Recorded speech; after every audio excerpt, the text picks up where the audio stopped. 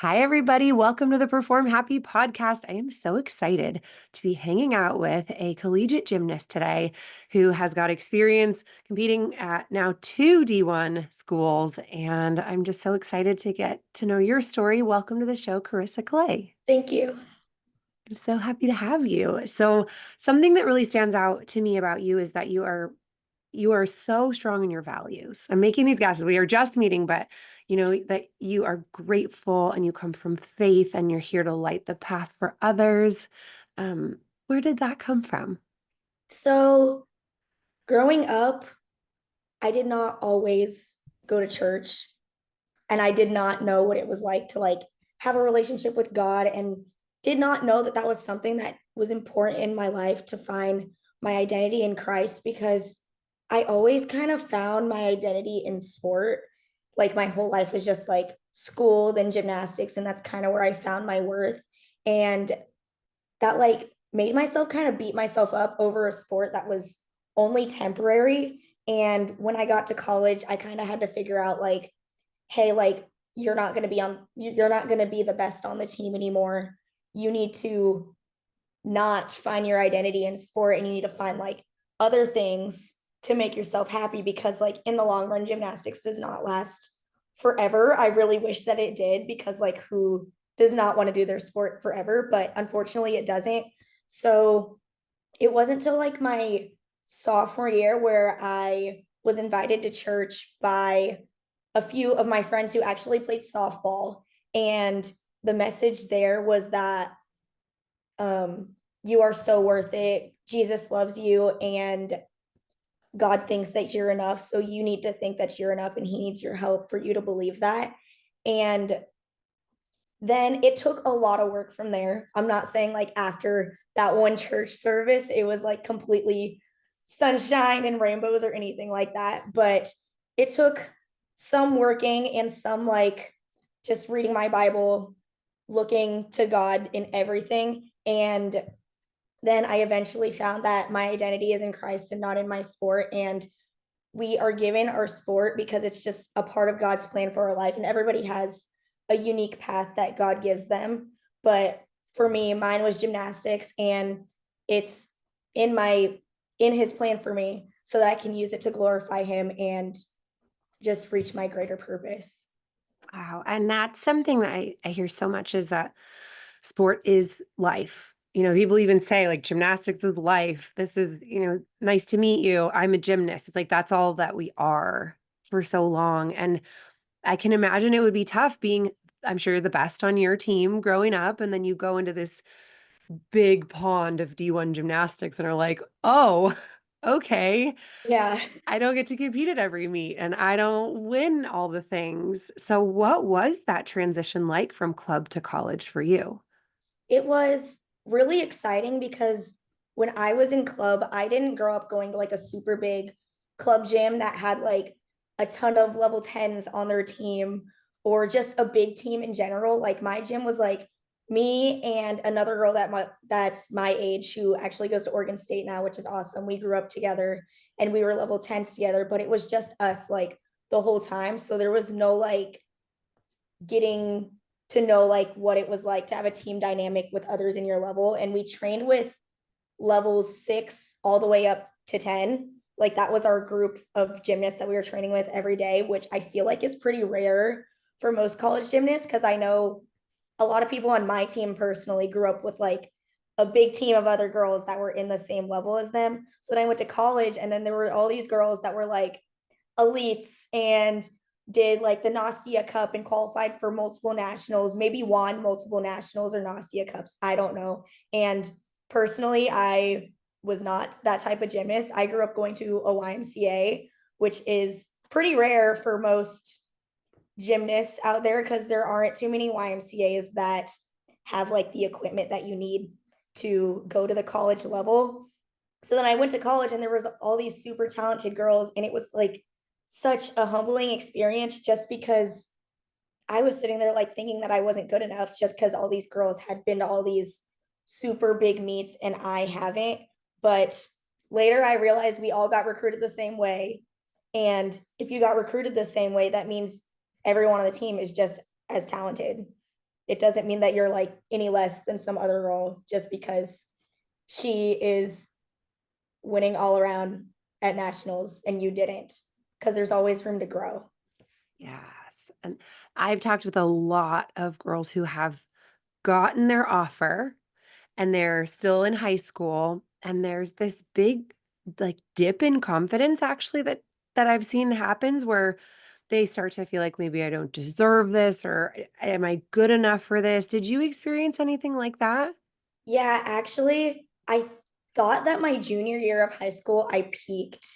And then I went into summer, and that's when I started doing more like recruiting stuff, like visiting different colleges, like summer and fall after my junior year and beginning of my senior year. And after I committed to Kentucky, I feel like there was just a ton of pressure on me to do good. And my senior year, my gymnastics didn't get worse. I actually think that I got better, but I didn't think that I got better. Like I thought that there was so much pressure on me. So I would go into meets and second guess myself, and I would have no confidence, and I would overthink all my routines thinking that I need to like impress people when in reality I didn't. And then it ended up being the COVID year, so I didn't really get to finish out that season anyway. But I just thought there was pressure for me to do good because I was the first girl from my gym to go to an SEC school. And I feel like a lot of people just expected me to be like right up there with people who are qualifying for like the Nastia Cup and for nationals when I haven't already. So I just tried way too hard to be perfect when I didn't have to be. And I just needed to have fun. Yes. And yes, and I hear people say that all the time, that just have fun, be a teenager, have an Yep. identity. Like all these elite gymnasts and collegiate gymnasts are like, you guys, like chill out. This is your Uh-huh. life. And that's so common whether you're a level 7 going into the state meet, or you are, a third year level 10 who's signed to a D1 school. It's like we all have this human experience of self-doubt and, oh, I have to be perfect or I have to prove something. So if you could go back and, kind of talk to yourself in that phase and give a little bit of advice, what would you give now that you've got this perspective? Um, I would tell myself to treat every meet like another day at practice and just have fun with it, because I was the type of gymnast that would kill it at practice and I would go to a meet and be terrified because I was intimidated by just other gymnasts being so good. But I didn't always have fun at meets. And I feel like I'm a person that succeeds more when I'm having fun and not thinking too much about what can go wrong. And I think I spent way too much time thinking about what could happen versus what could not happen. And if I could tell myself, like tell my younger self some advice, it would literally just be to have fun and enjoy it, because now that I'm in my fifth year, I'm like, I just need to have fun. Like gymnastics is supposed to be fun. And I mean, I don't regret a single thing that I did, but having fun in your sport is a lot more important than any medal or trophy or title that you could ever get. Yeah. And, even the science shows that when you are having fun, you perform better. Yeah. I mean, and I think every gymnast has probably had an experience of that where you're like, oh, whatever, no one cares. And then you just nail it. Or you're just at Yeah. practice and it's okay to fall, so you don't. But then if it's not okay to fall, you get tense. And then, Yeah. you do weird stuff out there because of all that perfectionism. And yeah, to learn how to just get in the moment, have fun, and see what happens. That feels like a risk for some people, I think, of like, well, if I don't try so hard and think so much, I might be sloppy. What has your experience been with that? When I would try too hard, I would go into events and be like shaking because I was so scared that something was going to go wrong. And I don't think that nervousness is a bad thing because it means that you care, but I would be so nervous that it would take my confidence away and it would kind of affect my outside life, like outside of gymnastics. So then I wouldn't be confident in like something as simple as just talking to a stranger or a non-stranger, just talking to others, or I'd be like nervous at school feeling like I was gonna fail. But if I went in with the mindset that I was gonna fail, then like obviously I was going to be nervous because I think that I'm going to fail. But every time I went in with confidence and just having the goal to have fun, I found that I succeeded a lot more and I just enjoyed being in the moment a lot more. Yeah, I like that. Well, expectations I found are the opposite of self-trust. So when you have high expectations for yourself, it's kind of just setting you up for disappointment because nobody's perfect. But if you go in curious, just open-minded and curious, like, hey, what's possible today? All right, what's up? Hey, that's my friend. Oh my gosh, this is great. I wonder what's possible instead of I have to do this or I can't do that or what if this? You're just like, here I am on a Friday. Let's see what can happen today. I mean, do you notice that in yourself? Now that I found that my whole life is completely not gymnastics and gymnastics is just fun. Now I just like to live in the moment, like we were just talking about. And now, even going to practice, I'm like, okay, it's just another day to enjoy. Like, I don't see it as like, this is a practice and I need to be perfect because we have season coming up in a few weeks or something like that. Like, it's like, I'm going to go to practice and enjoy the presence of my teammates and just try to be a light in everybody's lives. And I feel like that's definitely, it's energized me a lot, but it's also helped me just stay motivated in the sport because I've been doing it a long time. So sometimes my body will get tired, but when I'm enjoying it a lot more, um, I find that my body does not feel as tired. And then maybe later in the day, I'll feel a little bit sore, but that's normal. But just staying in the moment and enjoying every moment because you're only a gymnast one time in your life. You can't go be a gymnast when you're 40 years old. I mean, some people can, but Not me. No. yeah, it probably will not be me and it's not most people. So this is just a time to just enjoy it and show others that you enjoy it because when you show others that you enjoy it, you can also just be an example of loving the sport. And I've also found that as you get older, there are just so many little girls that you don't know about at all that look up to you and probably watch every move that you're doing. So, especially as a college gymnast, it's kind of like your job to just set the example of loving the sport because it's hard to love a sport, especially when you're struggling and you're not going to love it all the time. And there might be a little girl out there that is struggling through that, but is trying to work through it.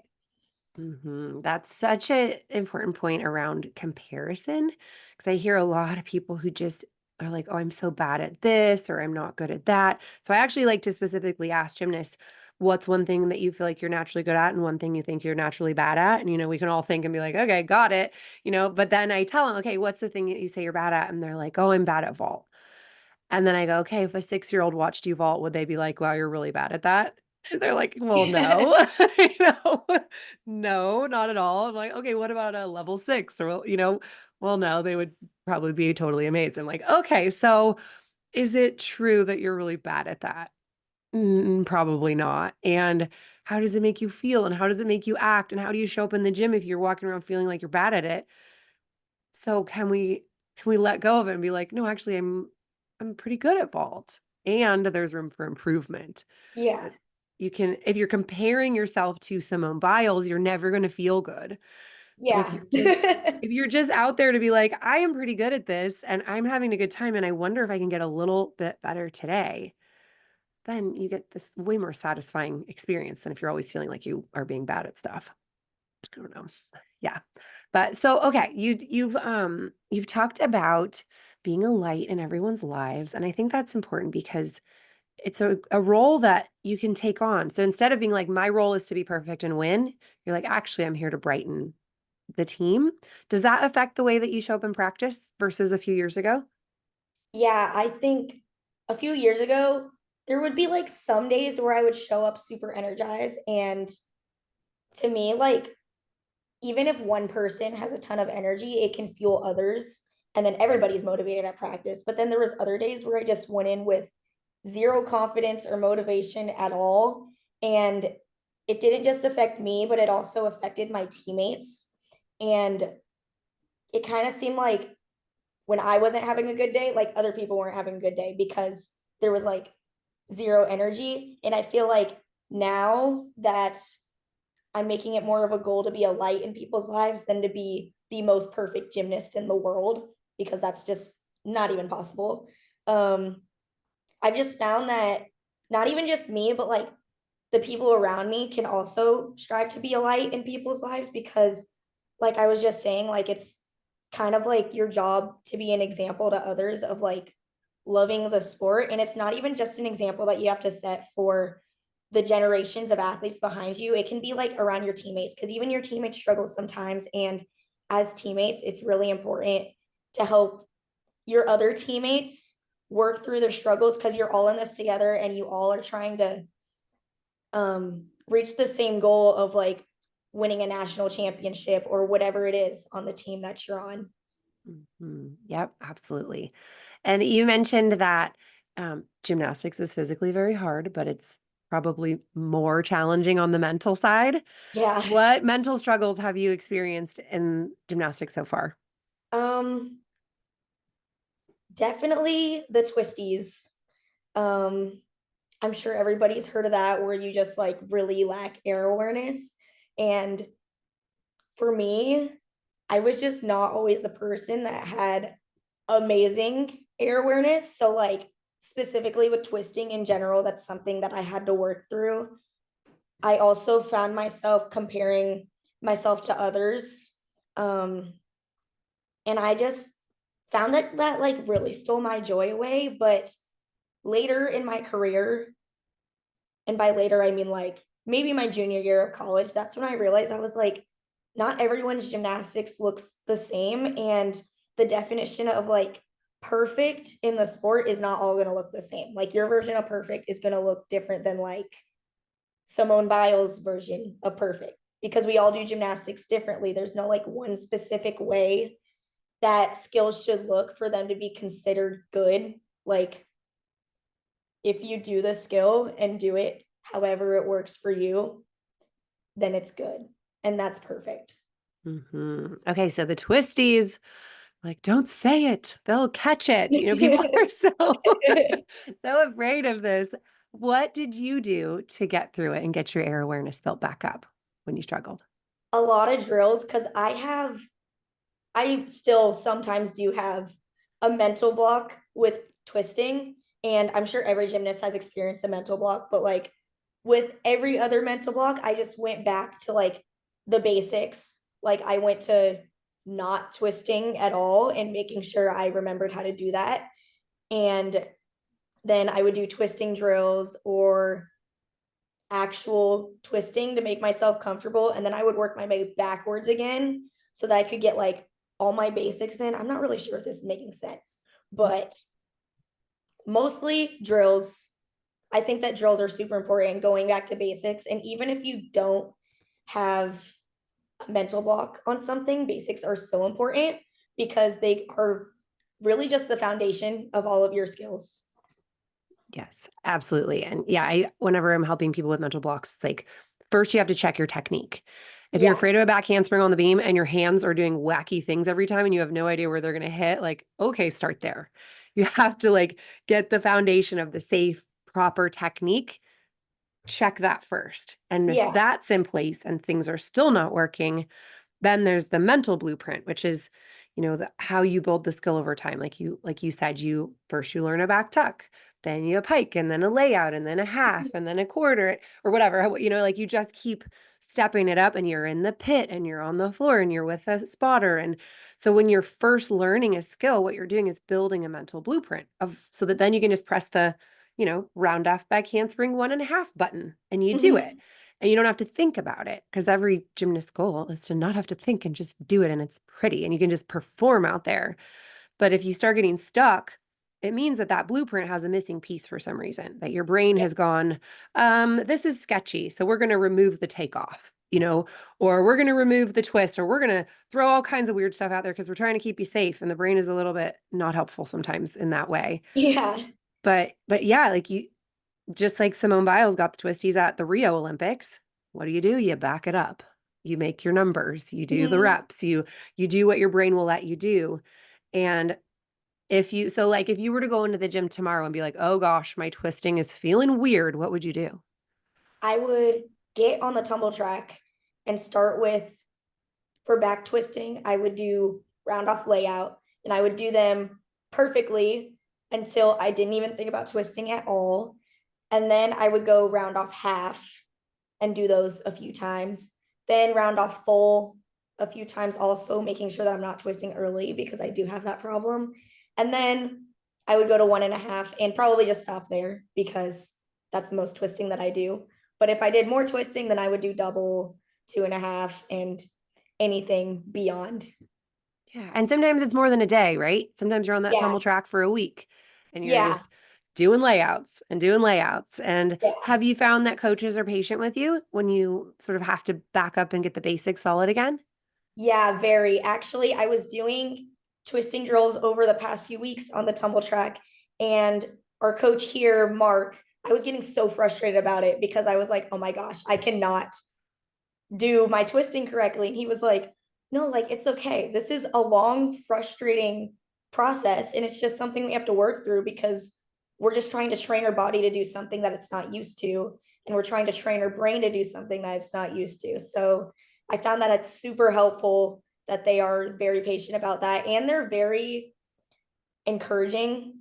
Every time that I do like the smallest thing, they all like are never shy away to like cheer us all on. Like it could be like a pointed pinky toe, and we are getting like the biggest high five and hug and congratulations. Well, not so helpful because then you're like, "Ooh, I'm going to keep pointing that pinky toe. Yeah. I'm going to point that toe." And I mean, positive feedback gets so much more out of athletes because they're like, "My head was in. Okay, getting it in again. That felt Yeah. great when I got those high fives." And you are clapping over a half. Okay, that's cool. Instead of being like, "Wow, this is so dumb that I'm doing a Yeah. half and I'm in college." You know, that doesn't help. So you might as well cheer on all the little, those mental gains are so much harder, I would imagine, at your level. Like you've learned all the skills. It's just like, Yeah. can we keep the mind and the body healthy and thriving? That's Yeah. the name of the game. Yeah. So this is your fifth year of eligibility. So this is the year you're kind of like a mentor and that's the end, right? What is Yeah. next for you in the gymnastics world? What is kind of on your wish list? So as of right now, I really want to coach. I'm in the transformative coaching and leadership program at UCLA, and I've always wanted to be a college coach specifically for gymnastics. And if it's not for gymnastics, I'd love to do strength coaching because in college, I have always loved both of my weight coaches at both UCLA and Kentucky. They've just been like really great mentors to me and given me great advice. And I want to be that type of person to other people. But also recently, I've had interest in wanting to be a commentator on ESPN. And I don't really know where that came from, honestly. I think I was just talking one time and I was like, you know what? I really like talking about sports specifically. So maybe we'll get into that too. So I don't have like a specific plan right now. So we'll just see where it takes me. Hopefully, one of those though. Well, it's just like going into competition, right? Where you're like, I am open to what is in store and I trust the path and I trust that it's going to be revealed to me as I go. I mean, it's just such a more relaxing way to live than Yeah. like I have to have it all figured out right now. I think we can all really learn from that because Yeah. let's face it, we've all like had plans and then look how those work out. And they usually don't happen. No, so if you can instead just trust that whatever step of this journey I'm on is the step for my personal development, and it's like the place I can be of service in this moment. Oh, you can just kind of take a breath and put one foot in front of the other and enjoy the thing a little bit more. Yeah. Yeah. Okay. So for parents that are watching their kids grow up in the sport, what advice would you give them to kind of help them to not raise these little tightly wound kids who feel like they have to be perfect and they can't mess up and then they like are falling off the beam because they're so stressed? How can a parent contribute? Um, I'd say be just listen to your kids. I feel like that's super important. Like if they're struggling, just listen to how they feel. And I know sometimes it's hard to listen to those conversations because parents probably do not want to hear that their kid is struggling in their sport. But when they are, just try to be their biggest supporter. I think my parents have been a really great example of big supporters in the sport because I'll tell them about new skills that I'm doing even as an older gymnast and they still get excited about it and they still want me to send them videos and give them updates and all that stuff, which I think is super cool. But sometimes your parents are the only person that you can look to for support in your sport because there aren't always going to be coaches that you get along with, or maybe even teams that you get along with. So you have to lean on your parents. And it's always nice to have someone supporting you and someone that you know is going to have your back during times of struggle. Yeah, and something that made me think of is that I hear from gymnasts that they're like, I cannot talk to my mom because she's going to freak out if I have a bad day. And I think what athletes want is they want to be able to get in the car and be like, I'm quitting. I hate it. I'm quitting. I don't want to do this anymore. And then not have mom be like, okay, we'll quit. And they're like, no, that's not what no, Yeah. I just needed to be mad in this car ride. I don't like, stop, don't send an email, mom. Like, just listen, right? And they need to feel like they can show up in the car and hate gymnastics for a minute and have mom be like, oh, yes, I know. That's so hard. Here's your food. And then like let it lie. And then the next day they'll love it, or whatever. Like, I don't know if your parents were good at just letting you have bad days, I think is something that parents are not that good at sometimes. There was definitely a few moments there where I have a bad day, and a lot of times it was my fault because I was not always the kid who had the best attitude going into practice. But as I've grown up, they've definitely been really great supporters. And if I had a bad day, they were like, "You're not gonna have a perfect day every day." And even when I had a bad attitude, they would tell me the same thing. So it was really just my fault in general. But um, it's just good for kids to know that they don't have to be perfect. You're allowed to have bad days. You are not going to have a perfect day in the gym every day. It's gymnastics. That's completely not what it was made for. Like most of our sport is to make mistakes, but specifically at practice, like you can learn from your mistakes. Even at meets, you can learn from mistakes. Like it's not the end of the world at all. There's Yeah. still so much more gymnastics that you have left. And all those lessons that you learn in gymnastics, you can use for your life outside of the sport also. So just take those mistakes. And if you make a mistake, it's like, okay, I made a mistake. What can we learn from that? And then you learn something and then you can just move on and use that to fuel you for later. Yes. I'm just curious, is Miss Val one of your teachers in your program? She's going to be one of my teachers next semester, not semester, quarter. I'm pretty sure once I get all my classes situated, but I'm really excited about that. We get to read her book. She also came into the gym the other day just to like visit the team, and she was talking to us about like the history of UCLA. Very long. I won't go into it, but it was really great and it really gave us all some motivation and just really pushed us to be like better people than gymnasts, if that makes sense. Yeah. Yes. Yeah. And I was asking that because, she talks a lot about like failure isn't even a word to her. It's like failure is so great. It is Yeah. so useful that you fall on beam. Awesome. Figure out what caused it and we'll fix that. Like, Yeah. yes. Okay. You showed up and you pushed hard. Oh, you tried a very hard sport. You did a very big skill. Like you're doing hard things. So failure is inevitable and actually quite required to be great Yeah. at something. You have to fail. Otherwise, you're just doing something that's way too easy.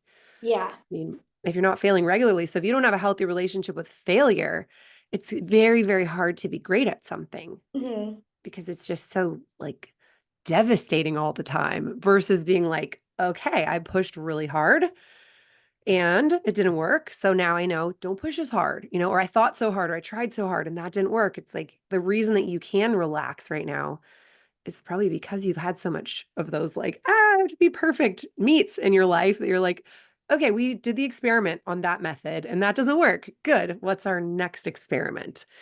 And like every single meet just gets to be an experiment where you optimize and figure out like, okay, how can I be like that 1% better? Yeah. Yeah. So what's your goal for this season for yourself? What will you be able to look back on and be like, that was a success? Obviously to compete, but I think that's everybody's goal. My goal is just to have a positive attitude throughout the whole season because especially during season, you get super tired from traveling and it's just a tiring time of the year. And I think that's something that I've struggled with in the past where I've just like really let it take over my life. And my goal is to get through the season just enjoying it, especially because this is the last one. And I think in previous years, I didn't always enjoy myself throughout the whole season. I was just trying way too hard to be the most perfect person to be in lineup. But I don't even think right now, I mean, like, obviously, that's everybody's goal, but I just want to be positive, a positive person in the gym and while we're traveling and getting through the mental aspect of season so that we can just achieve the team's like bigger goal of winning a national championship, a conference title, whatever it is. Yeah, that makes me think about a friend of mine who's like, if something's hard for you, start saying, I love traveling. She's like, and you have to say it in that voice. I love traveling. I love the late nights. I love the hard work. And I like, it's kind of ridiculous, but just getting into that, like, let's just love it. Let's love 6 hours of sleep. Let's love the workload and the challenge. Let's, obviously, if you can get more sleep, everybody, please do. It's the straight shot to confidence. But yeah, if you can just be like, this is my last time to travel and I'm so grateful. I love this plane and I love these seats and I love these teammates and I love this this challenge that I'm going to just embrace and like the harder the better because that makes me amazing. I feel like that could be a way to like embrace it a little bit more and really have so much fun. And then that, lineup is the cherry on top of the whole Yeah. thing, and showing up and being a great member of that team can probably feel pretty amazing, all things considered. Awesome. So we kind of talked about this a little bit, but just to wrap up, I'd love to hear if you could go back and, talk to 12-year-old Carissa and give her just a little bit of advice that would make her path a little smoother or, make something a little better for her. What would be that advice that you would want her to have? Just to enjoy every single moment. And if she ever failed, which she did a lot, not to use it as like, I failed and this is the end of the world, but to use it as fuel for later because we're human, we're allowed to make mistakes. And because gymnastics just doesn't define you. Like we can learn a lesson from whatever mistake we made and we can move on. We don't need to compare ourselves to others because they're doing better than us, just to stay in my own moment so that I can just enjoy the sport because I don't get to do it forever. And the journey goes by so fast. Like I'm in my 5th year of college and I literally cannot believe that I'm already here. I feel like I just started gymnastics. I mean, I don't remember when I just started gymnastics, but I feel like the journey just went by so quick. Like literally like that. I feel like I was in middle school just throwing my body around, doing some skills that I probably shouldn't have been doing like a year ago, and now we're here in my last year. So just to enjoy the journey and not dwell on every single mistake that I made, just to learn from it. Amazing. Oh, Carissa, it's been so nice to chat with you. If anybody wants to follow you, your journey, or reach out, what's the best way to find you? Um, my Instagram is carissa.clay, and also my TikTok is just Carissa Clay. No spaces, no dots, just Carissa Clay. Awesome. Well, we will be following your final season as a gymnast and rooting you on. Thank you so much for hanging out with me today. Thank you so much.